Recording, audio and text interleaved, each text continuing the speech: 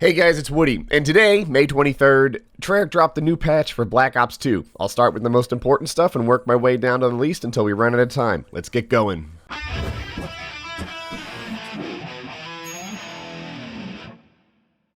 So, biggest impact the game, in my opinion, is always the weapon rebalancing stuff. And if there's a theme behind the weapon rebalancing in this update, it's the war on machine pistols. The Cap 40 has had its damage reduced. The BR-23R has had its damage reduced. BR-23R dual wield has its damage reduced. And BR-23 dual wield, again, has had its hip fire accuracy reduced. If you guys don't know, the competitive guys have made the Cap 40 and the BR-23, mostly dual wield, their weapons of choice. Like the thing to do has been to have like an assault rifle for your distance engagements and a machine pistol for up close. Nothing compares to the machine pistols. They're nice because they're practically shotgun time to kill when you're right next to them, but they're not unarmed at a distance in the same way that the shotguns are. So, as a side note, I think that Black Ops 2 has done the best job of weapon rebalancing. Not rebalancing, but balance. You see people using, in competitive play, snipers, you see them using machine pistols, you see them using assault rifles, you see them using SMGs. Everything is fair game because everything has its place. But this video is about patches, not Black Ops 2. So let's keep going. Next up, the FHJ-18 has had a slight buff. If you don't know the gaming terminology, nerf means they made it worse, like they did for the machine pistols, and buff means they made it better.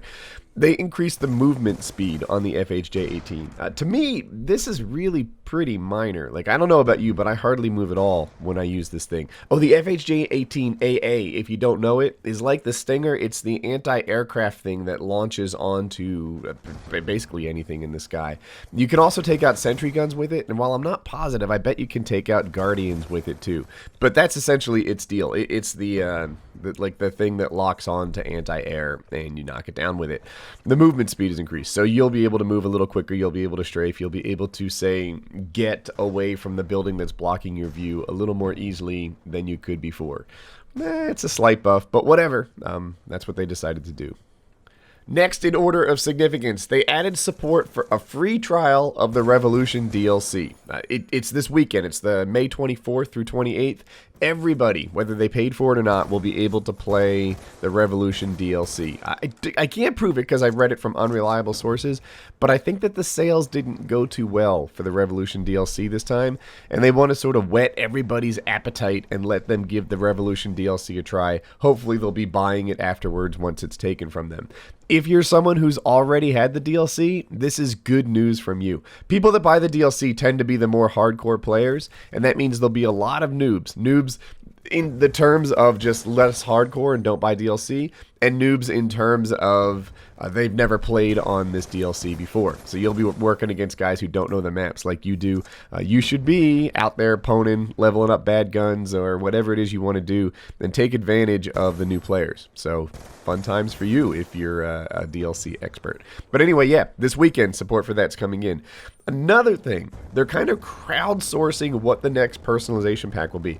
You'll be voting on one of 4 different personalization packs. So that'll enable you to change camos on your guns, character stuff, whatever.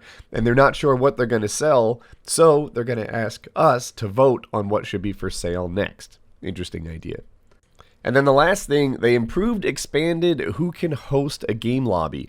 I'm not exactly sure what they mean by that. Sometimes you can't host a game lobby if your NAT type's not open. Sometimes you can't host a game lobby. I don't know. Usually it's just based on network connectivity. So they changed it in some way to, I guess, change the logic on how they pick host. Hopefully that leads for better hosts for us.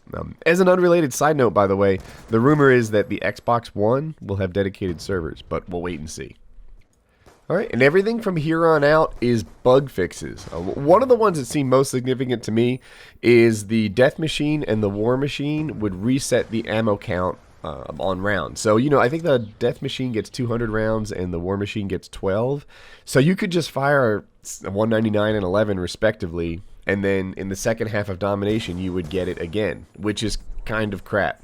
If that was something you were taking advantage of, this patch fixes that. So, yeah, whatever. On one hand, I don't like it because it seems unfair. On the other hand, I kind of like game mechanics that benefit experienced players. You know, things that little tricks and things that, you know, people who watch YouTube videos or just play a lot can take advantage of. I like a game where good players or knowledgeable players succeed based on their talent and knowledge. And whatever, I don't. This was kind of a bug, but you know, knowledge is knowledge, baby. There were a whole bunch of Mob of the Dead patches out there. Fixed an issue where zombies would not attack players crouched in corners. Afterlife doors not showing up if players hot joined the game. I'll throw the link in the description so you can see all the patch notes in case that's your preference for how you watch it.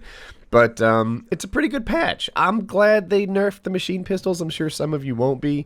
I'm really glad they fixed some of the bugs in there. And yeah, overall, a good update. I'm glad that they used the update wisely and fixed more than just, you know, free maps for everybody. But pwn those noobs. Enjoy your weekend.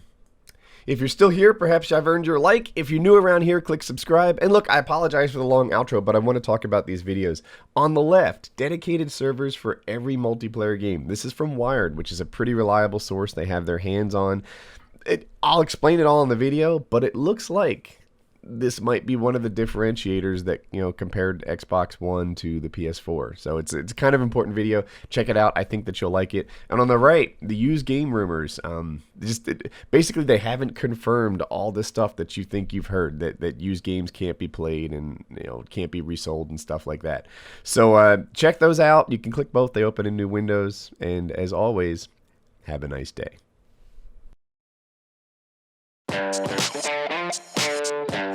Thank you.